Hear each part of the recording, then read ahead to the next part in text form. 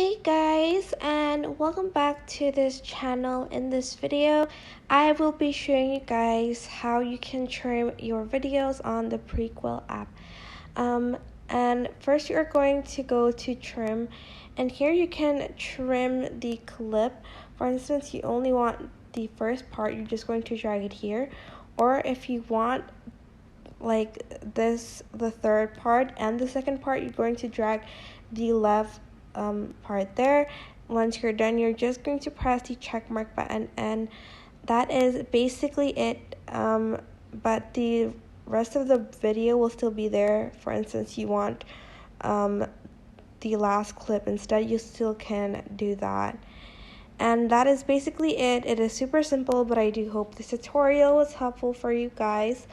Don't forget to like, comment, share, and also subscribe to this channel if you haven't done that.